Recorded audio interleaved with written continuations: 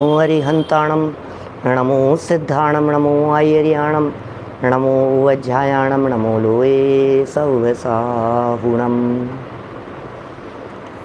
वन्दितु सौवसिद्धे ध्रुवमचलमणोममं गतिं पते वोचामि समय पाहुडे मिणमो सुध केवली वणिदम् नमः समय साराय स्वानुभूत्या चकांसते चेत स्वभावाय भावाय सर्वभावांतरचिदे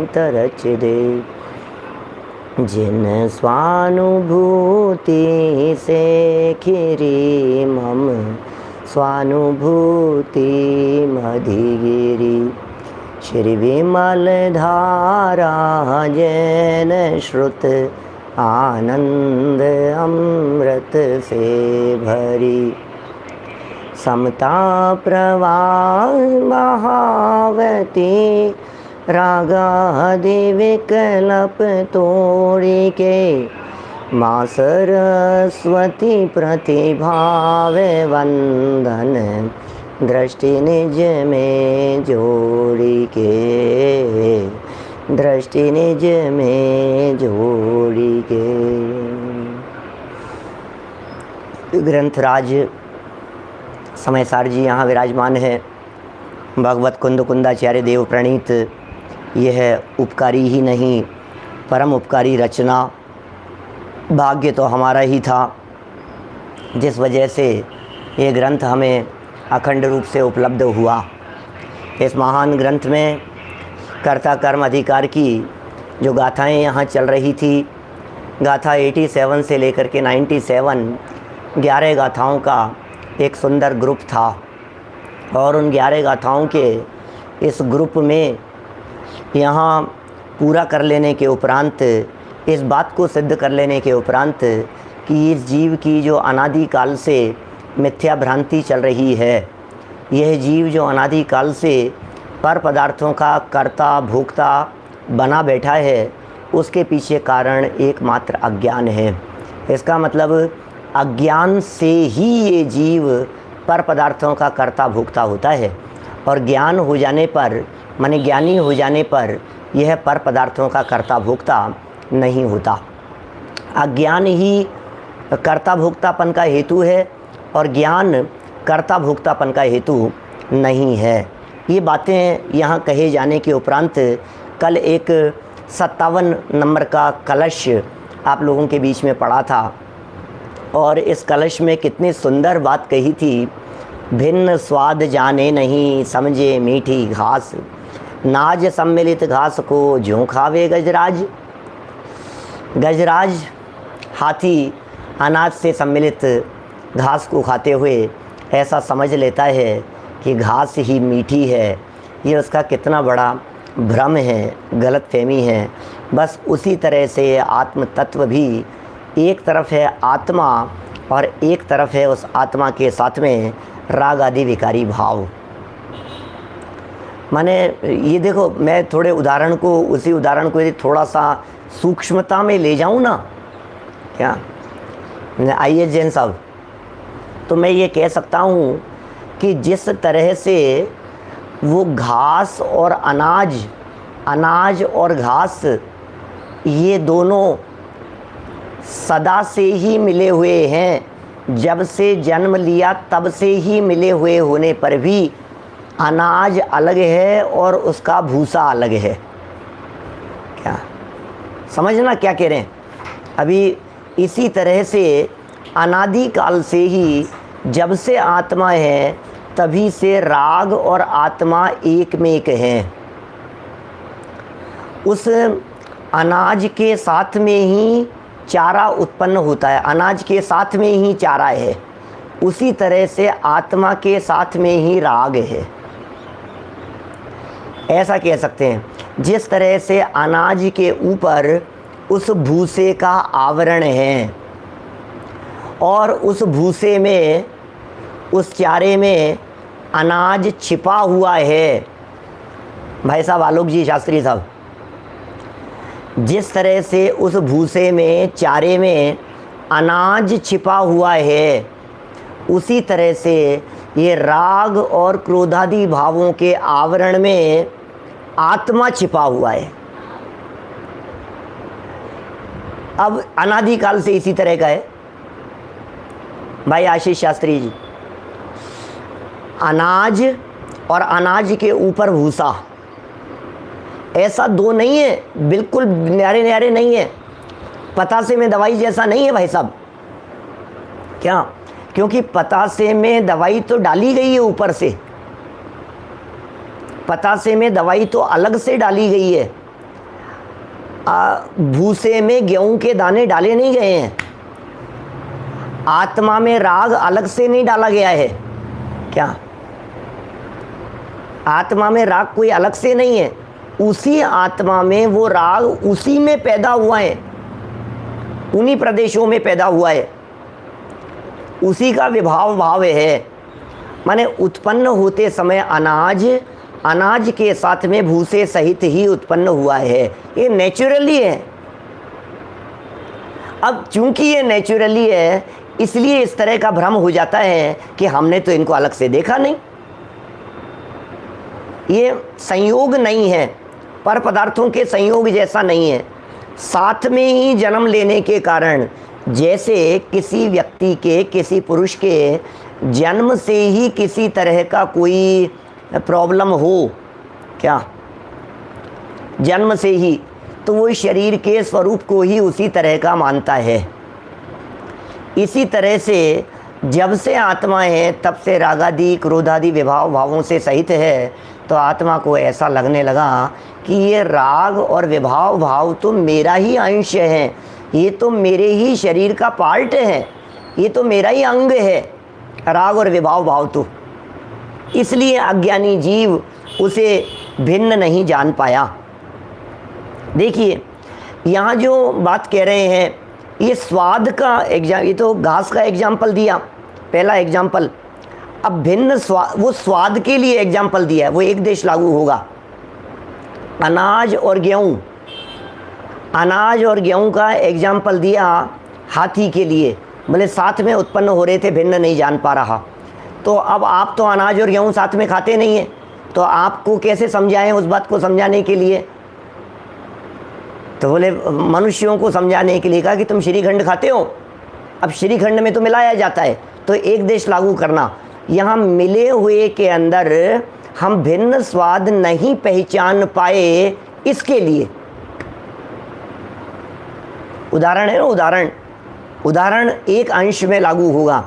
तो ऐसे श्रीखंड में जो शक्कर और दही है या दूध और शक्कर मिले हुए हैं, इसमें एग्जाम्पल दूध में शक्कर को अलग से मिलाने का एग्जाम्पल नहीं समझना,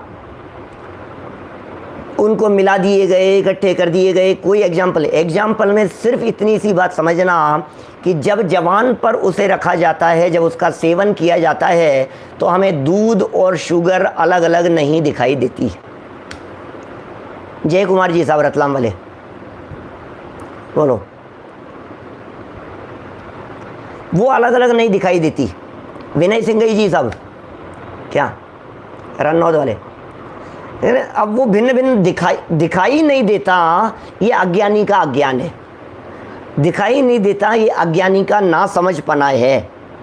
चलिए, ये चर्चा अपनी यहाँ हो गई थी और इसके पीछे अज्ञान का ही महात्म्य बतलाया गया था। देखिए, मैं ऐसा भी कह सकता हूँ, ये अज्ञान भी कोई हवा में नहीं पैदा हुआ है, कुछ तो था ना। आखिर ये भूल क्यों हुई बोलो? यदि वे बिल्कुल ही चौड़े चौड़े ही अलग होते, मकान और मकान में रहने वाले पुरुष के समान यदि अलग अलग ही होते मान लो, तो फिर ऐसा भ्रम भी नहीं होता। मैं मकान हूँ, ऐसा भ्रम तो नहीं होता है ना किसी को, क्योंकि मकान और मैं, हम तो दोनों अलग अलग ही दिखाई देते हैं। लेकिन शरीर और मैं, बोले ये भी कदाचित अलग दिखाई देते हैं, क्योंकि मौत हो जाने पर शरीर और आत्मा अलग अलग दिख रहे हैं। लेकिन आत्मा और राग, इनमें भेद देखना ये थोड़ा भारी काम है। आत्मा और क्रोध, घर से तो निकाल दिया व्यक्ति को, घर में रहता था, घर से निकाल दिया, तेरा घर पे कोई अधिकार नहीं है। लेकिन उसका जो गुस्सा था ना, वो चाहे जयपुर में रहे चाहे जोधपुर में, क्या बीकानेर चले जाए चाहे बांसवाड़ा चला जाए, उदयपुर में चला जाए, उसका गुस्सा तो आज भी वैसा ही है। तो यहाँ रहे चाहे वहाँ रहे, अब वो गुस्सा नहीं छोड़ सकता है, छोड़ करके जा सकता है। तो विभाव भावों में भी इसी तरह की स्थिति है, इसलिए ये जीव उसको न्यारा न्यारा नहीं पहचान पा रहा है। लेकिन ज्ञानी जीव ने कैसे पहचान लिया? कि ज्ञानी जीव ने ऐसे पहचान लिया कि बोले लक्षण भिन्न भिन्न है, लक्षणों से पहचाना। बोले लक्षण कैसे भिन्न भिन्न है? कि राग का और विभाव का लक्षण आकुलता है और ज्ञान का लक्षण शांति है। इससे बराबर ये बात पहचानने में आ गई।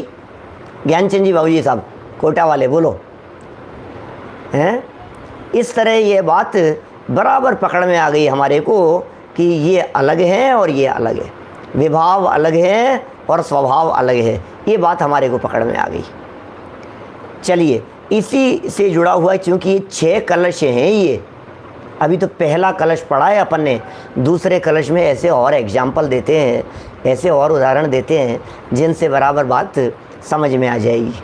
क्या 182 नंबर पेज देखिए। अब आगामी कलश में ये कह रहे हैं कि शुद्ध ज्ञानमय होकर भी ये आत्मा पर का और रागादि भावों का कर्ता बनकर आकुलित हो रहा है तो शुद्ध ज्ञानमय। ये भगवान आत्मा है तो शुद्ध ज्ञानमय, लेकिन शुद्ध ज्ञानमय होते हुए भी पर का कर्ता बन रहा है और रागादि भावों का कर्ता बन रहा है। हो क्या करें? शुद्ध ज्ञानमय होकर के भी ये आत्मा शुद्ध ज्ञान स्वरूप होकर के भी, ज्ञान मात्र होकर के भी, ज्ञानमय होकर के भी पर और आत्मा पर का और रागादि भावों का है तो आत्मा शुद्ध ज्ञानमय है, लेकिन पर पदार्थों का और रागादि भावों का कर्ता बनकर आकुलित हो रहा है। अच्छा, यदि मैं इस कलश को पिछली गाथाओं के किसी एग्जाम्पल से जोड़ने की कहूँ आप लोगों से, तो आप जोड़ सकते हैं? भाई विवेक, जोड़ सकते हैं इसको? पिछले कौन से उदाहरण से जुड़ेगा ये? पर का कर्ता और रागादि भावों का कर्ता, कि हाँ जी जोड़ा जा सकता है। कैसे जोड़ेंगे?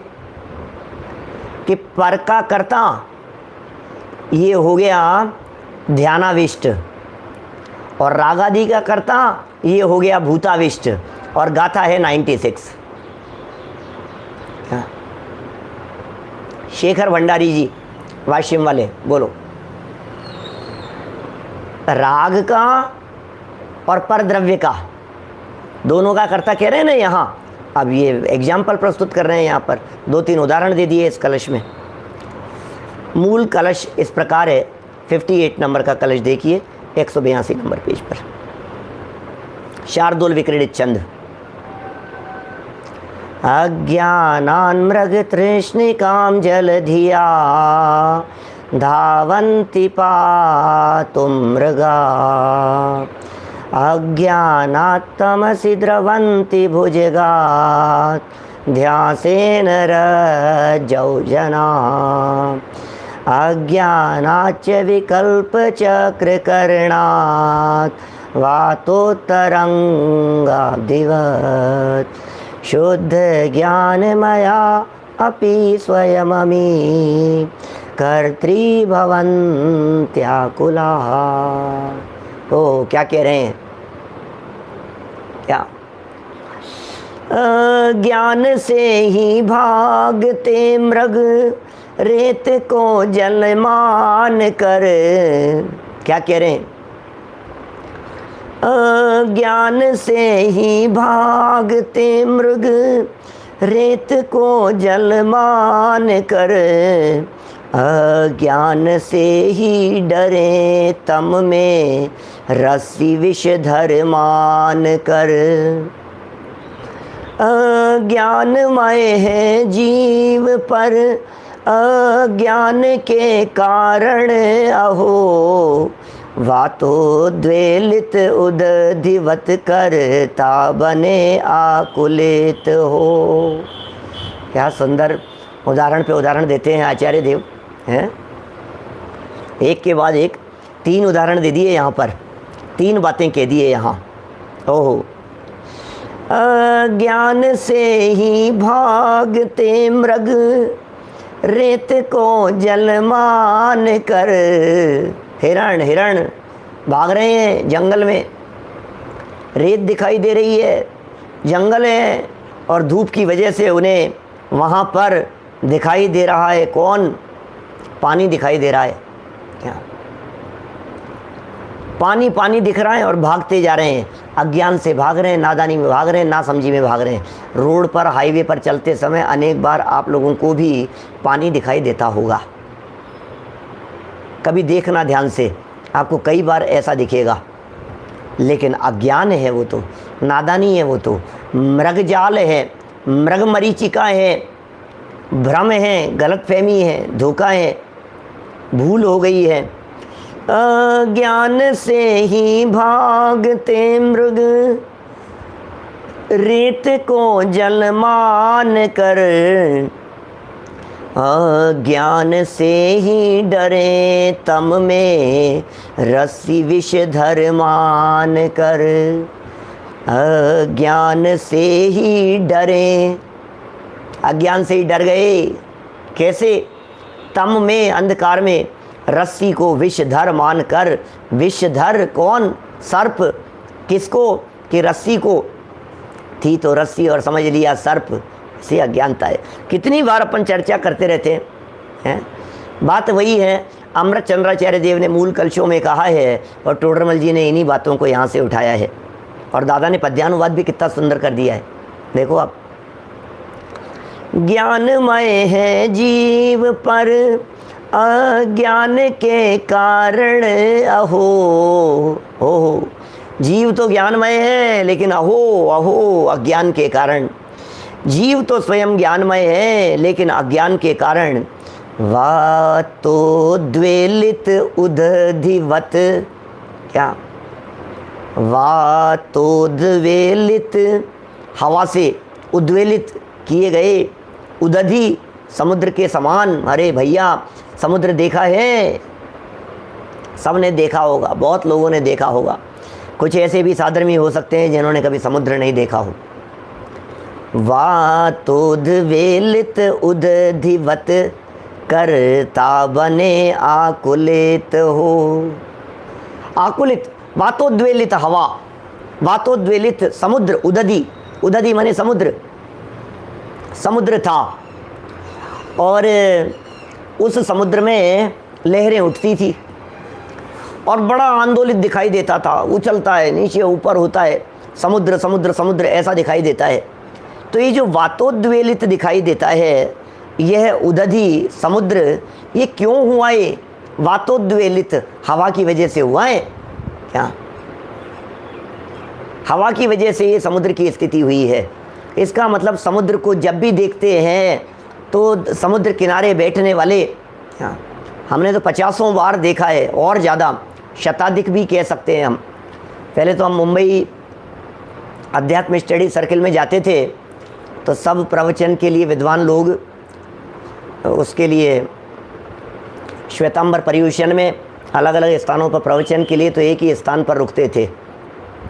और वहाँ शाम के समय भोजन के बाद में चन्नी रोड सामने, वहाँ जो है समुद्र किनारे बीच पर, वहाँ चले जाते थे। तो हमारे ज्ञानचंद जी बाबूजी हैं और विद्वान हैं, हेमचंद जी साहब हैं, ऐसे सब लोगों के साथ में वहाँ चर्चा करते रहते थे और वहाँ समुद्र किनारे चौपाटी पर घूमते रहते थे।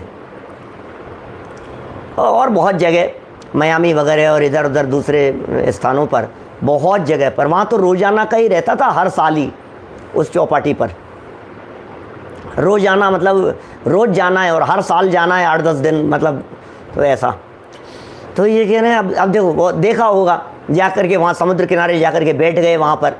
कभी दक्षिण भारत में देख लिया, कभी विदेशों में देख लिए, कभी आप लोगों ने भी सब में देखे होंगे। अरे यदि नहीं देखा हो तो भोपाल के आसपास वाले लोग, भोपाल ताल भी तो ऐसा ही है, आपके समुद्र जैसा ही दिखाई देता है। नरीमन पॉइंट, उधर से गुजरते समय वहाँ खड़े हो गए।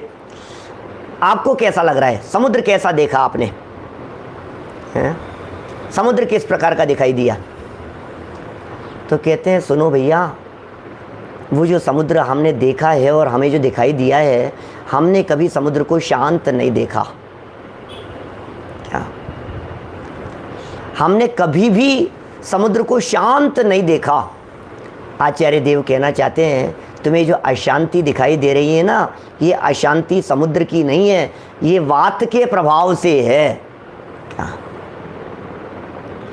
ये जो लहरों से व्याप्त दिखाए ना नितिन शास्त्री भाई, ये जो लहरों से व्याप्त दिखाई दे रहा है, ये उसका स्वभाव नहीं है। ये लहरें जरूर समुद्र में उत्पन्न हो रही है, लेकिन ये समुद्र का स्वरूप नहीं है। समुद्र का स्वरूप यदि तुम्हें देखना हो तो थोड़ा सा नीचे उतरो, और जब थोड़ा सा नीचे उतरोगे, थोड़ा सा गहराई में उतर करके देखोगे तो तुम्हें पता लगेगा, ओहो समुद्र तो अत्यंत शांत, सहज, निर्मल, पवित्र, निस्तरंग, क्या ऐसा दिखाई देगा। समुद्र तो बिल्कुल इसी तरह का है, बहुत शांत है समुद्र तो। अरे समुद्र के अंदर तो दावानल चलता है। दावानल जानते हैं आप क्या होता है? दावानल नहीं, बड़वानल। दावानल तो जंगल की अग्नि होती है, बड़वानल समुद्र के अंदर अग्नि जल रही है, इसलिए वो उसको कंट्रोल रखती है। अरे हजारों नदियाँ उस समुद्र में प्रति क्षण 24/7 24 घंटे 7 दिन नॉन स्टॉप हजारों लाखों नदियाँ उस समुद्र में आकर के गिर रही है। उसके बावजूद भी उस समुद्र में कुछ ऐसा नहीं होता है कि कुछ उफान आ जाए कि वो हो जाए। कैसे कैसे कंट्रोल रहता है वो, सोचो वो कंट्रोल कैसे है। आखिर उस समुद्र के कंट्रोल रहने के पीछे कारण क्या है? कहते हैं अंदर बड़वानल जलता है और नीचे समुद्र की गहराई में डूबने वाले जो गोताखोर हैं वे नीचे जाकर के देखते हैं तो निस्तरंग समुद्र का स्वरूप दिखाई देता है। क्या बोलो, माने ऐसा दिखाई देता है समुद्र बिल्कुल निस्तरंग। ये ऐसे ही कह रहे हैं, तो फिर ये उद्वेलित क्यों है? बोले हवा के कारण है। तो बोले क्रोधादिक के कारण, विभाव भावों के कारण ये आत्म तत्व भी ऐसा ही दिखाई देता है। क्या लगता तो ऐसा है समुद्र को देखने पर, लेकिन ये हवा के कारण है ये। अब आत्मा को देखो तो आत्मा कैसा दिखता है? बोले आकुलित दिखता है। आत्मा कैसा है कि आंदोलित दिखता है। आत्मा कैसा है कि क्रोधी दिखाई देता है।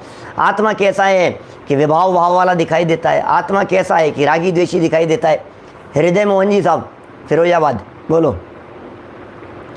हमने वैसा ही दिखता है। हमने जब जब आत्मा को देखा, हमने क्रोध से पकड़ने की चेष्टा की। हमने देखा कि क्रोध दिखाई दे रहा है, नरेंद्र जी बिजौलिया साहब। हमने देखा गुस्सा दिखाई दे रहा है, राग दिखाई दे रहा है, क्योंकि हमें राग से भिन्न आत्म तत्व कभी दिखाई ही नहीं दिया। हमें राग से भिन्न आत्मा कभी दिखाई ही नहीं दिया।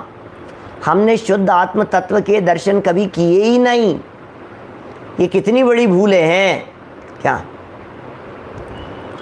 माने हमने राग से भिन्न चैतन्य तत्व को कभी नहीं देखा था, तो वो राग से भिन्न चैतन्य तत्व, क्या चैतन्य तत्व तो राग से सदा काल भिन्न था प्रमोद जी भाई साहब, लेकिन उसके बावजूद भी नहीं दिखाई दे रहा है। और नहीं दिखाई दे रहा है तो आकुलित हो कर्ता बने, कर्ता भी बन रहा है, आकुलित भी हो रहा है। और दो बड़ी भूलें कौन सी बतला दी है? रस्सी को सर्प मानकर डर रहा है, मान लिया है। क्या डर गया है, खतरनाक डर है, खतरनाक भय है उसको, सांप काट जाएगा, सांप काट जाएगा, सांप काट जाएगा। घर में विचरण नहीं कर सकता है, बोल नहीं सकता है, चल नहीं पा रहा है, हिल नहीं पा रहा है। रात भर नींद नहीं आई, उस रस्सी उस सांप को देखता रहा। सांप से निगाह नहीं हटी, पता नहीं क्या हो जाएगा, मर जाऊंगा मैं, खा जाएगा मेरे को सांप। अभी डर का कारण क्या है? महापंडित जी साहब टोडरमल जी का एक बड़ा गजब का वाक्य वो हमेशा स्मरण रखने योग्य दिखता है। ब्रह्म जनित दुख है, ब्रह्म जनित दुख है। मैं यदि अभी इस ब्रह्म जनित दुख को आपको खोलने लगूँ ना, क्या इतनी बातें निकाल सकता हूँ यहाँ से, पता नहीं वो 52 नंबर पेज पर प्रवचन करते समय भी कितना खोला था, मुझे नहीं मालूम, ध्यान नहीं है अभी। तो तात्कालिक परिणामों के ऊपर निर्भर करता है किस समय कौन सी बात कब कितनी खोल दी जाए और कितनी हाईलाइट कर दी जाए। सारा दुख भ्रम का है, सारा दुख भ्रम का है सुदीप जी साहब। क्या हमें जितना दुख है ये सारा दुख सिर्फ और सिर्फ भ्रम की वजह से है। हमें जितनी गलतफहमी है ये सब भ्रम की वजह से है। हम जितने दुखी हैं सिर्फ भ्रम की वजह से दुखी हैं। वास्तव में दुख का नामो निशान नहीं है अंदर में। जिग्नेश भाई, भ्रम का नामो निशान नहीं है, दुख का नामो निशान नहीं है, दुख का अस्तित्व नहीं है, आत्मा में दुख नाम का तत्व नहीं है। आत्मा के भीतर तलेटी में जाकर के देखो तो आपको आकुलता नहीं मिलेगी, आपको राग द्वेष नहीं मिलेंगे, आपको विभाव भाव नहीं मिलेंगे। आप गहरे पानी में उतर करके तो देखो, फिर पता लगेगा आपको समुद्र की शांति। कि नहीं साहब, हमने बहुत फोटोएं खींची है। आप क्या बात कर रहे हो? हमने समुद्र किनारे बहुत फोटोएं खींची है। क्या? अच्छा, क्या? हाँ, समुद्र किनारे फ़ोटोएँ खींची हैं, समुद्र के पास में हमने वीडियो रिकॉर्डिंग की है। आप कहो जितनी हज़ारों वीडियो रिकॉर्डिंग, हज़ारों फ़ोटोएँ, आजकल तो मोबाइल कैमरे का ज़माना है तो खूब दिखा सकते हैं हम आपको। हमें समुद्र आज तक कभी शांत नहीं दिखाई दिया कि भैया किनारे पर बैठ करके तो अशांति ही दिखेगी, बाहर से देखोगे तो अशांति ही दिखाई देगी। तुम्हें यदि शांति चाहिए तो थोड़ा सा गहरा उतर करके देखना पड़ेगा। अपने स्वभाव में, अपने चैतन्य स्वभाव में, अपने ज्ञायक भाव में थोड़ा सा गहरा उतर करके देखो। उतर जाओ, डूब जाओ अपने स्वभाव में, भीतर में डुबकी लगा करके देखो। और जब आप अंदर में डुबकी लगा करके देखेंगे, आनंद ही आनंद, बस आनंद ही आनंद आएगा। अंदर तो उतरो। क्या हो रहा है? गलतफहमी क्या हो गई? अब भ्रम से दुखी है, शरीर में पेट में दर्द, भ्रम से दुखी है। सर दर्द, भ्रम से दुखी है। कैंसर हो गया, भ्रम से दुखी है। बच्चे कहना नहीं मान रहे, खाम में दुखी हो रहा है। परिवार वाले परेशान कर रखे हैं, खाम में दुखी हो रहा है। पैसा उसने मेरा छीन लिया, लूट लिया, खाम में दुखी हो रहा है। उसने दबा लिया, वो दे नहीं रहा है, उसने ऐसा हड़प लिया, खाम में दुखी हो रहा है। कल परसों ही विचार कर रहा था, बहुत बार आता है मुझे तो ऐसा विचार कि पैसे की ज़रूरत क्या है, पैसा किस लिए चाहिए है? सुनील जी शास्त्री साहब, मुरार से बोलो। बहुत विचार करता हूँ मैं, अनेक बार विचार करता हूँ इस चीज़ के बारे में, बहुत सोचता हूँ। भाई नितिन शास्त्री जी, विचार करना गंभीरता से जो बात कह रहा हूँ। मैं बहुत सोचता हूँ और जीता हूँ इस तरह की ज़िंदगी को। पैसे की क्या ज़रूरत है ये बताओ? क्या बात कर रहे हो साहब, पैसे की ज़रूरत नहीं है क्या? ऐसे कैसे बात कर दी आपने? खाएंगे पिएंगे कैसे? खाएंगे पिएंगे, रहेंगे, मकान घर गृहस्थी है, परिवार है, पैसे की ज़रूरत कैसे नहीं है? ठीक है, चलो आपका कहना मान लिया है। अब आपने कमा लिया, हो गया, घर की व्यवस्थाएं सारी चल रही है। अब इतना आपके पास में है कि आपकी घर की व्यवस्थाएं आपके आराम से चल सके। अब ज़्यादा की क्या ज़रूरत है? क्या बोलो? अब ज़्यादा की क्या ज़रूरत है? मैं बताऊं क्या होगा उसका, फाइनली क्या होगा? मैं जो चिंतन करता हूं, विचार करता हूं, उसके बारे में सोचता हूं मैं। आप उस पैसे को घर में तो रखोगे नहीं, घर में तो रख भी नहीं सकते हो आप। क्या घर में क्यों नहीं रख सकते हो? कि इनकम टैक्स वाले आ जाएंगे, कुछ भी हो जाएगा, जो कुछ भी होगा, आप घर में तो नहीं रख सकते। तो आप किसी पार्टी को देंगे, अब वो पार्टी लेकर के भाग गई। बैंक में रखने में आपको कुछ दम नहीं लगता है। आप ज़मीन खरीद लोगे, ज़मीन पड़ी रहेगी, अब आपका क्या लेना देना, उसका क्या सुख भोगोगे आप? पड़ी है ज़मीन, पड़ी है। ऐसा ही मान लो ना, मेरी 10 20 50 जगह ज़मीन पड़ी हुई है, वैसे ही मान लो कि क्या है।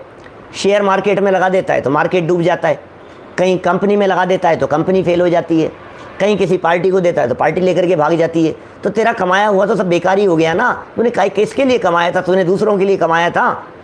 कमा करके अपने मनुष्य जीवन के इतने समय जो आपने बर्बाद कर दिए, मनुष्य जीवन के जो वर्षों बर्बाद कर रहे हैं आप, सोचना गंभीरता से। सालों महीनों तक लगे रहते हैं, सुबह से शाम तक लगे रहते हैं हम।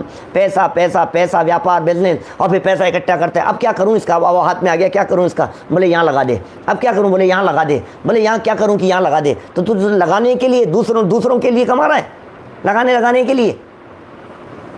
निर्मल चंद जी, बाबू जी साहब, सोचना जरा। और फिर दुनिया भर में यही होता है कि आज वहाँ लगाए थे यार, मैंने 15 लाख रुपए उनको दिए थे, उन्होंने देने से मना कर दिया, वहाँ डूब गए। मैंने 25 लाख वहाँ दिए थे, उनका वो फेल हो गई, वो पार्टी फेल हो गई, थोड़े समय तो उन्होंने ब्याज दिया फिर बंद कर दिया। मैंने वहाँ लगाए थे, वो ख़रीदा था, ये हुआ था, फिर वो वहाँ चला गया, वो चोरी चला गया, वहाँ ज़मीन लेकर के छोड़ी थी हमने, उस ज़मीन पर उन्होंने कब्जा कर लिया। फिर मैंने उस कंपनी का, वो कंपनी फेल हो गई। क्या रहा है मुझे ये समझ में नहीं आ रहा है, किस लिए कर रहा है? मतलब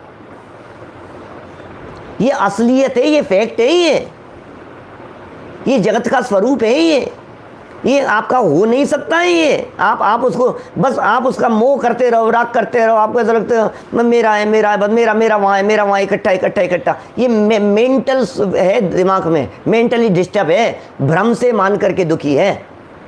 क्या आप अपनी लाइफ में सोचना, आपके पास में कितना पैसा है, और आपके पास में जो पैसा है वो पैसा आपका कहाँ है, ये बताओ। जहाँ भी है वो कौन सी जगह पर है, ये बतलाओ। आपके पास में, आपके हाथ में? नहीं, तो फिर कहाँ है? कहीं ना कहीं दिया हुआ है ना, कहीं ना कहीं लगाया हुआ है ना, तो जहाँ लगाया है वहाँ लगा रहेगा। तुमने क्या भोगा? 3 जगह ज़मीन लेकर के छोड़ दी तुमने, अब उस ज़मीन से तुम रोटियां खा रहे हो, उस ज़मीन से तुम कपड़े खरीद रहे हो, उस ज़मीन से तुम्हारे घर के खर्च चल रहे हैं, कुछ नहीं हो रहा है। पड़ी है ज़मीन की कब तक पड़ी रहेगी? कि जब तक मर नहीं जाए। मर क्या, तू मरे चाहे नहीं मरे, जो भी हो, ज़मीन तो जहाँ की तहाँ पड़ी रहेगी। क्या होगा, क्या उससे, ये समझ में नहीं आता है क्या होगा। भ्रम से दुखी है, फिर झगड़े करता रहे, फिर विवाद करता रहे, फिर केस करता रहे, फिर कोर्ट केस के अंदर उनकी पेशी करता रहे, उनके यहाँ जाता रहे, उनको धमकियाँ देता रहे, उनको कहता रहे, उनको पेपर फॉर्मेलिटी करता रहे, इनकम टैक्स देता रहे, रखड़ता रहे ज़बरदस्ती। 31 जुलाई लास्ट डेट है इनकम टैक्स रिटर्न भरने की। आप लोगों ने यदि नहीं भरी हो तो बिल्कुल बराबर जुट जाइए उसमें। कहाँ जुट जाइए, कहाँ लग जाइए, क्या कीजिए, लगे हैं उसमें, मरे जा रहे हैं, पता नहीं किसके लिए क्या हो रहा है। शांति से बैठ करके रोटियां क्यों नहीं खाते हो? शांति से बैठ करके तत्व चिंतन मनन क्यों नहीं करते हो? शांति से बैठ करके आराधना क्यों नहीं करते हो? अपने अंदर में क्यों नहीं समा जाते हो? मुझे ये बात समझ में नहीं आती है। मैं बहुत सोचता हूँ, और सोचता हूँ इसलिए इतना सुखी जीता हूँ, मैं मस्त रहता हूँ। क्या ज़रूरत, किसके लिए, क्यों? बच्चों के लिए। अब ठीक है, बच्चे बड़े हो गए, वो अपने आप करा लेंगे ना उनको जो करना है। जिसको जो करना है वो करेगा। किस के लिए छोड़ करके जाओगे? अज्ञान से ही भागते कौन? मृग रेत को जल मानकर। पारस वारिया जी साहब, मैं लाइनें बदल दूं यहाँ। अज्ञान से ही भागते व्यापार में सुख मान कर। अरे क्या बात कह रहे हो आप?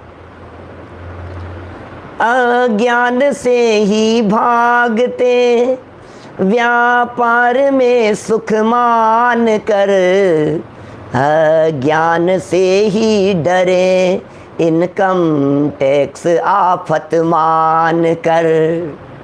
क्या लगाओ आप अपने जीवन पे लगाओ ना। ये जो अज्ञान इन्होंने यहाँ कह दिया है, मृग भाग रहा है, हिरण भाग रहा है, कहाँ भाग रहा है? रेत मान करके, रेत को जल मान करके भाग रहा है। वो तो मूर्ख है, अकल नहीं है उसमें तो अकल नहीं है। रेत थी और जल मान लिया, मूर्ख है। तो हम क्या कर रहे हैं? पैसा था और सुख मान लिया, व्यापार था और सुख मान लिया, आकुलता थी और सुख मान लिया। अब क्या हमारी भी तो वही हालत है ना। ये एग्जाम्पल किसके लिए दिया है? किसके लिए ये उदाहरण दिया है? किसके लिए ये बातें कही है? ये बताओ तो सही। ये आचार्यों ने मेरे लिए कही है कि उस हिरण के लिए कही है, मेरे लिए कही है, या उस मूर्ख अज्ञानी अंधेरे में रस्सी को सांप जान लेने वाले व्यक्ति के लिए कही है? ये बातें किसके लिए कही गई है? बोलो धर्मेंद्र जी साहब, कोलारस से। अपने लिए कही है ना, ये बातें तो अपने लिए कही है ना। तो जब ये बातें तुम्हारे लिए कही गई है तो तुम तो समझ रहे हो हिरण भागता है रेत के पीछे। तुम्हें तो हिरण दिखाई देता है, तुम्हें खुद नहीं दिखाई दे रहे हो आप? क्या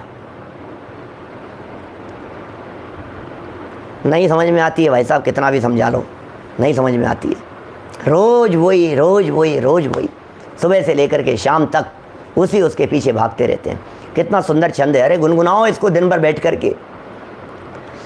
अज्ञान से ही भागते मृग रेत को जल मान कर, अज्ञान से ही डरे तम में रस्सी विषधर मान कर। ज्ञानमय है जीव पर अज्ञान के कारण अहो ओहो। ज्ञानमय है जीव पर अज्ञान के कारण अहो, वातोद्वेलित उदधिवत करता बने आकुलित हो। वातोद्वेलित उदधिवत करता बने आकुलित हो। ओहो, चलिए अनुवाद पढ़ते हैं, नीचे पढ़ते हैं, जरा देखिए उल्लास भाई क्या कह रहे हैं। जिस प्रकार अज्ञान के कारण मृग मरीचिका में जल की बुद्धि होने से मृग उसे पीने को दौड़ते हैं। ओहो, उदाहरण है, उदाहरण दृष्टांत दे रहे हैं, क्या कह रहे हैं। जिस प्रकार अज्ञान के कारण, नादानी ही है, अज्ञानता ही है, इसके अलावा तो और कोई हेतु दिखाई देता नहीं है। इस अज्ञान के कारण मृग मरीचिका में जल की बुद्धि होने से, थी तो मृग मरीचिका, था तो भ्रम गलतफहमी, जल की बुद्धि हो गई थी और मृग उसे पीने को दौड़ते हैं। और दूसरा उदाहरण, और अज्ञान से ही अंधकार में पड़ी हुई रस्सी में, अज्ञान से ही अंधकार में पड़ी हुई रस्सी में सर्प का अध्यास होने से, ओहो, अज्ञान से ही अंधकार में पड़ी हुई रस्सी, अज्ञान के कारण ही अंधकार में पड़ी हुई रस्सी, अंधकार में अज्ञान था, अंधेरा था, पड़ी हुई थी रस्सी, सर्प का अध्यास होने से लोग भय से भागते हैं। लोग भय से भागते हैं, डरते हैं, अध्यास हो गया है, डरते हैं, भ्रम हो गया है। अध्यास माने भ्रम, अध्यास माने गलत फहमी, अध्यास माने ना समझी का क्या कह रहे हैं, देखिए क्या कह रहे हैं। अज्ञान से फिर हो गया भागते हैं। उसी प्रकार शुद्ध ज्ञानमय होने पर भी, ये तो है हकीकत, शुद्ध ज्ञानमय होने पर भी ये तो है फैक्ट, क्या शुद्ध ज्ञानमय है ये चैतन्य आत्म तत्व, ये तो है हकीकत। असली में तो माला माल था और माला माल होते हुए भी भाग ऐसे रहा था जैसे भिखारियों की तरह, माला माल होते हुए भी भाग ऐसे रहा था जैसे दरिद्रियों की तरह, माला माल होते हुए भी ऐसे भाग रहा था जैसे दीनहीन गरीब व्यक्तियों की तरह। उसी प्रकार शुद्ध ज्ञानमय होने पर भी ये जीव अज्ञान के कारण पवन से तरंगित समुद्र की भांति,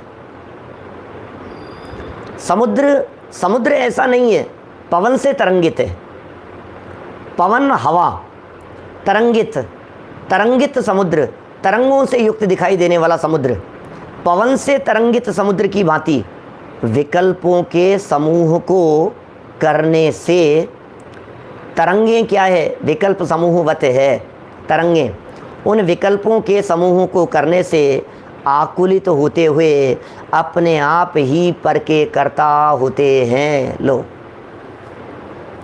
खुद ही हो रहे हैं। अभी एक और गजब की बात समझना, बहुत सुंदर दृष्टांत को थोड़ा सा बारीकी से जब इसमें उतर करके देखते हैं तो ऐसा लगता है हवा की वजह से लहरें हैं ना, हवा की वजह से लहरें हैं ना, हवा की वजह से उठती है ना ये, क्या तो बोले हाँ हवा की वजह से, बोले गलत फहमी है आपकी, हवा की वजह से नहीं है। उस समुद्र में स्वयं ही उठने रूप भी योग्यता है, इसलिए हवा का निमित्त बनने पर वे लहरें उठती हुई दिखाई देती है। समुद्र में यदि वैसी योग्यता न हो तो हवा की लहरें आने पर भी, हवा आने पर भी वे लहरें नहीं उठे, हवा के कारण से भी नहीं उठे। हवा के काल में वो लहरें क्यों उठती हुई दिखाई देती है, क्योंकि समुद्र में स्वयं उठने की योग्यता है। क्या समुद्र में स्वयं उठने की योग्यता है, समुद्र में उठने की योग्यता न हो तो हवा क्या कर लेगी। उसी तरह से ये आत्मा स्वयं ही अपने अज्ञान भाव का कर्ता होता है, स्वयं ही अज्ञानी होता हुआ ये रागादि विभाव भाव रूप परिणमित तो होता है, इसलिए उनका कर्ता बनता है, अज्ञान के कारण उनका कर्ता बनता है। क्या देखो हो गया स्पष्ट। विकल्पों के समूह को करने से आकुलित होते हुए अपने आप ही पर के कर्ता होते हैं। पर के कर्ता तो नहीं है, अपने आप ही होते हैं। क्या यहाँ यह बताया गया है, क्या बताया गया है यहाँ पर, यहाँ यह बताया गया है कि जिस प्रकार मृग मरीचिका में पड़े हुए मृग, क्या यहाँ यह बताया गया है कि मृग मरीचिका में पड़े हुए मृग भयंकर गर्मी में आकुलित होकर भागते हैं। ओह, गर्मी है, आकुलता बहुत है और मृग मरीचिका में पड़े हुए हैं, गलतफहमी में धोखे में पड़े हुए हैं। क्या और फिर क्या है, गर्मी से आकुलित होकर के भागते हैं, ये बताया गया है यहाँ। दूसरा क्या बताया है कि अंधकार में पड़ी रस्सी को सर्प समझकर लोग आकुलित होकर भागते हैं। अच्छा, सांप किसी व्यक्ति को दिख जाएगा तो क्या वहाँ खड़ा रहेगा? सांप पड़ा है, अब सांप दिख रहा है तो भैया तू दूर हट जा, तू दूर भाग जा यहाँ से। क्या अच्छा, आपने कभी सांप देखे हैं क्या? देखे ही होंगे बहुत सारे लोगों ने, हमने देखे हैं बहुत बार। इतना तेज चलते हैं वे सांप, इतना तेज दौड़ते हैं। अनेक बार जंगलों में देखे हैं, अनेक बार जंगल से गुजरते समय देखे हैं, अनेक बार हाईवे पर देखे हैं, कहीं किसी ऐसे कॉलोनियों वगैरह में देखे हैं, कई जगह पर हमने। तो ऐसे इतना फास्ट दौड़ते हैं, वो सामने से निकला और इतना तेज़ी से चला गया। अब आपको सामने सांप दिखाई दे रहा है, तुम्हें अंदाज़ा नहीं है कितना फास्ट आकर के तुम्हारे को डस लेगा। क्या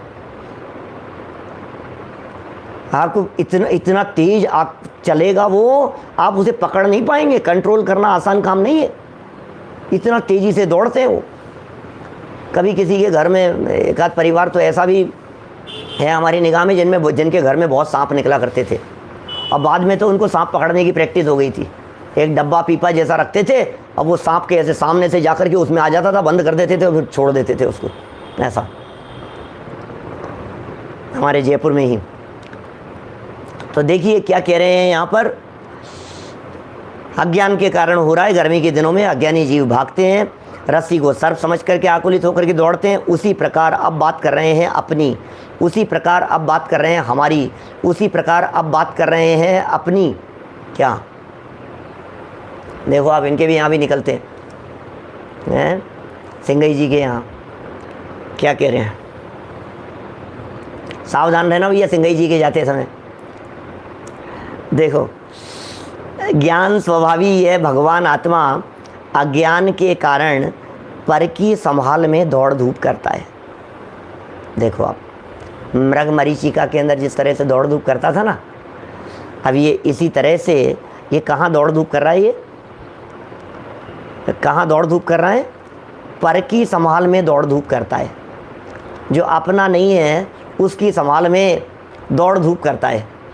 शैलेंद्र चांदवाड़ जी साहब कोटा से, बोलो। भाग दौड़ कर रहा है, भाग दौड़ कर रहा है, पर की संभाल में भाग दौड़ धूप करता है। धनादि पदार्थों के जुटाने में जीवन के महत्वपूर्ण क्षण बर्बाद करता है। ये लाइन मैंने पढ़ी नहीं थी, आपके साथ ही पढ़ रहा हूँ अभी। क्या मैंने तो बिना इस लाइन को पढ़े हुए ये बात कही थी, जीवन के महत्वपूर्ण क्षणों को बर्बाद करता है। क्या बर्बाद कर रहा है जीवन के बहुमूल्य क्षणों को, किसमें? धनादि पदार्थों को जुटाने में। रोज घर में आज ये चीज़ चाहिए, आज ये चीज़ चाहिए, आज ये चीज़ चाहिए। क्या घर में ये चाहिए, घर में वो चाहिए, एक काम करो, सोफ़ा कर ले लो, अब सोफ़े के पर्दे लगवा लो, कवर लगवा लो, पर्दे बनवा लो, ये दीवार टूट रही है यहाँ ये करवा लो, ये बाथरूम दोबारा ऐसा करवा लो, ये नल बदलवा लो, ये टाइल्स बदलवा लो, इसको रिनोवेट करवा लो, इसका ऐसा करवा लो, ये मशीन ख़राब हो रही है ये नई खरीद लो, अब ये एसी बहुत साल चल गया नया एसी खरीद लो, अब इसको ये कर लो। रोज़ाना इसको, गाड़ी भी 5 साल हो गए अब तो बदल लेनी चाहिए, नई गाड़ी ले लो, नई ज़मीन ले लो, नया कर लो, दरवाजे बदलवा लो, इसका ये कर लो, उसका ये कर लो, नए कपड़े कर।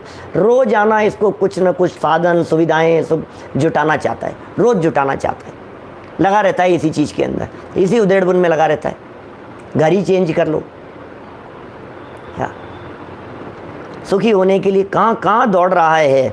महत्वपूर्ण क्षण धन आदि पदार्थों के जुटाने में। और जो लोग ऐसा कहेंगे कि नहीं साहब हमारे पास तो इतना अनाप शनाप है ही नहीं पंडित जी कि हम रोज़ाना मकान बदलने की बात करें, कि घर को रेनोवेट करने की बात करें, कि सोफ़ा बदलने की बात करें, कि एसी बदलने की जो है सोच काम चल रहा है, हमारे तो है भी नहीं। ऐसे भी लोग हो सकते हैं। तो भैया धन आदि पदार्थों के अंदर आप गेहूँ की जुगाड़ में लग रहे हो, कभी मिर्च खरीद करके लाते हो, कभी धनिया खरीद के लाते हो, कभी दालें खरीद के लाते हो, कभी सब्ज़ी खरीद करके लाते हो। दिन रात तो लगे रहते हैं, रोज़ाना ही तो लगे हैं इन्हीं चीज़ों में। कभी कपड़े खरीदते हैं, कभी बर्तन खरीदता है, कभी कोई और चीज़ खरीदता है। अपने अपने लेवल के आधार पर इन चीज़ों को जुटाने में बस एक बार बस अब देखो, अब बस थोड़ा सा मार्केट बढ़ जाए, फिर इसको बेच करके फिर ख़रीद लेंगे, वो इसको बेच के ये ख़रीद लेंगे, फिर ऐसा आ जाए, बस इस बार सैलरी आ जाए, बस इस बार ये ऐसा आ जाए, इस जगह से पैसा आ जाए, फिर ऐसा कर लेंगे। इस जुगाड़ में लगा रहता है 24 घंटे, ये चलता रहता है। कुछ ना कुछ उधेड़ बुन चलती ही रहती है।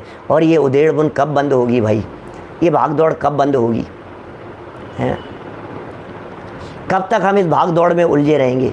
कब तक हम इन विकल्पों की तरफ भागते रहेंगे? समझ में नहीं आती है, समझ से बाहर है ये सब चीज़ें। महत्वपूर्ण जीवन के क्षणों को बर्बाद करता है देहादि की अनुकूलता के लिए। और सुनो, क्या करो? देह आदि की अनुकूलता के लिए भक्ष अभक्ष के विचार रहित होकर असत आचरण करता है। ये सब दादा की द्वारा की गई व्याख्याएं हैं। देह आदि की अनुकूलता के लिए, देह की अनुकूलता के लिए, शरीर की अनुकूलता के लिए, ओहो शरीर अच्छा हो जाएगा, स्वस्थ रहूँगा। अरे तुम तो खाओ पियो, शरीर की तरफ ध्यान दो, थोड़ा सा ध्यान देना चाहिए, थोड़ा संभालना चाहिए अपने को, थोड़ा सा संभालना तो चाहिए ही। ये नहीं भाई साहब मीठा, अरे नहीं मीठा थोड़ा सा क्या है, डॉक्टर ने अभी वो बॉर्डर लाइन पर है। क्या चलता है आजकल? बॉर्डर लाइन पर है, बॉर्डर लाइन पर। क्या है बॉर्डर लाइन पर? डायबिटीज़ थोड़ा सा बॉर्डर लाइन पर आ गई है, शुगर बॉर्डर लाइन पर है, थोड़ा सा तो कंट्रोल करके चलना पड़ता है खाने पीने की ऐसे। और कई ऐसे हैं जिनकी बॉर्डर लाइन कई बरसों से क्रॉस कर चुकी है, फिर भी खूब मीठा खाते हैं, और इधर खाया और इधर इंसुलिन का इंजेक्शन लगाते हैं। ऐसे भी हमने कई लोगों को देखा है, इधर खूब खा रहे हैं और इधर इंसुलिन का इंजेक्शन। पंडित जी खाते ही पहले, कुछ भी खाते ही पहले थोड़ा सा इंजेक्शन लगाना पड़ता है। दिन में 6-6 बार इंजेक्शन लगाते हैं इंसुलिन का, डायबिटीज़ कंट्रोल करने के लिए। कुछ न कुछ, न भक्ष्य का विचार है, न अभक्ष्य का विचार है, न दिन का विचार है, न रात का विचार है, लगा है इस चीज़ में, खाने पीने में। क्या देखो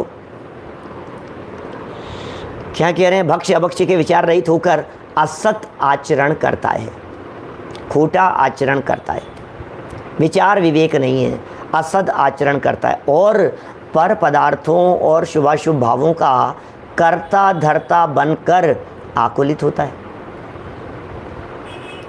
पर पदार्थों का कर्ता धर्ता बनकर शुभाशुभ भावों का कर्ता धर्ता बनकर, दोनों ही चीज़ों का, पर का भी कर्ता धर्ता बनता है और शुभाशुभ भावों का भी कर्ता धर्ता बन करके आकुलित होता है। खुद ही कर्ता बन रहा है, खुद ही आकुलित हो रहा है, खुद ही जाल बुन रहा है, खुद ही उसमें फंस रहा है, खुद ही पैसा कमा रहा है। पहले तुमने कमाया था, फिर तुमने कहीं इन्वेस्ट किया, फिर कहीं रिटर्न नहीं आया, तो खुद ही दुखी हो रहा है।